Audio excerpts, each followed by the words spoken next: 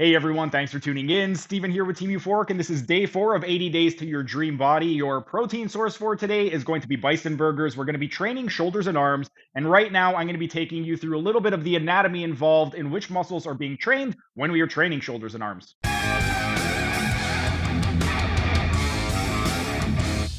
And while we're resting, let's discuss the anatomy and talk about the muscles that are being involved for each of the exercises. First, let's start with the biacromial upright row. Because we are doing abduction in the coronal plane, primarily that is going to involve the middle deltoid as well as the supraspinatus. Then, if we take a look at the bicep, when we are doing the upright row, we are doing elbow flexion. Because we're doing elbow flexion, that means that we are going to be training the biceps brachii, both the long and short head, the brachialis, the brachioradialis, and to some extent, we're also going to be training the pronator teres. Next, when we are doing the tricep extension, specifically the one behind the head, we are going to be training the triceps brachii group. So that's going to be the long head, the medial head, and the lateral head. However, because we are doing a pronated grip, we're going to be emphasizing a little bit more of the long head and also the medial head. And because we have the arms extended and we are going a little bit into shoulder extension, we are also going to be emphasizing even more so the long head of the triceps brachii. Then for the last exercise, we have the incline hammer or the incline supinating curls. Because we have the arms behind, we have a lot of myofascial tension in the front of the shoulder, which means we're going to create a lot of hypertrophy and a lot of recruitment in the long head of the biceps brachii. And when we are going into supination, the biceps brachii is also responsible for supination, not just elbow flexion. So at the elbow, we are training the biceps brachii, both the long and short head, however, primarily the long head. And we are also training the brachialis, the brachioradialis, and to some extent, we are also training the pronator teres, even though it is a very weak elbow flexor. But that's it for the rest. Time for number 2. And while we're resting, let's talk anatomy and discuss which muscles are being trained when performing these 3 exercises. The first is going to be the mid-pulley face pull. At the glenohumeral joint, we are doing a combination of horizontal abduction, abduction with lateral rotation. So that means that we're going to be training the posterior deltoid, the infraspinatus, and the teres minor. Then at the scapula, we're doing a combination of scapular retraction and scapular depression. Scapular retraction, that's going to be your rhomboids major and minor, as well as your middle trapezius.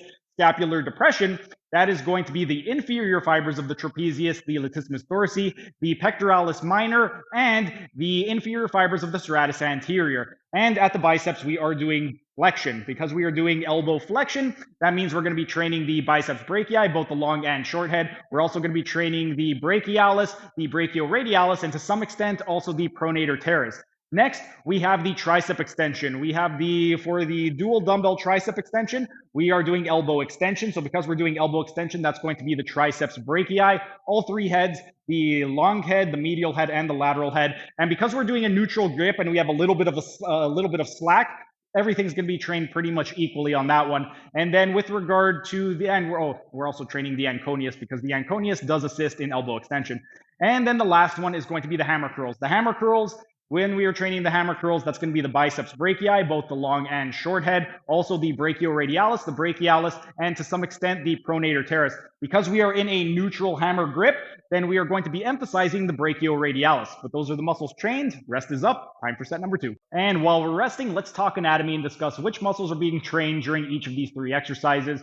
When we are doing the low pulley front raise, because we are doing shoulder flexion, that is going to be the anterior deltoid, the pectoralis major, specifically the clavicular attachment, and also the coracobrachialis and the long head of the biceps brachii. And then at the elbow, even though we are maintaining a static position, we are isometrically training the flexors. So that's going to be both the long and short head of the biceps brachii, as well as the brachialis, the brachioradialis, and the pronator teres is going to assist in elbow flexion.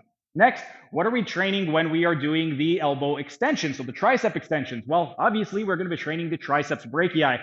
We're training all 3 heads, the medial, the lateral, and the long head of the triceps brachii. However, because we are in a supinated position, we are going to be getting a little bit more emphasis of the lateral head of the triceps.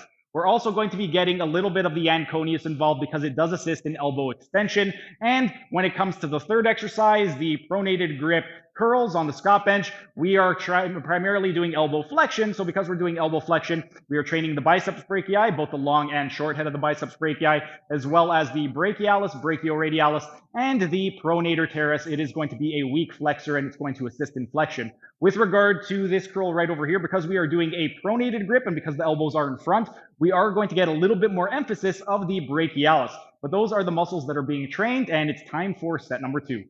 Thanks for sticking around until the end of the video. Be sure to like, share, and leave a comment as it'll help the algorithm. And if you enjoyed the content, show your support by subscribing to the channel by clicking on the icon in the bottom right corner. And if you really want to show your support, then consider becoming a member by clicking on the icon in the bottom left corner.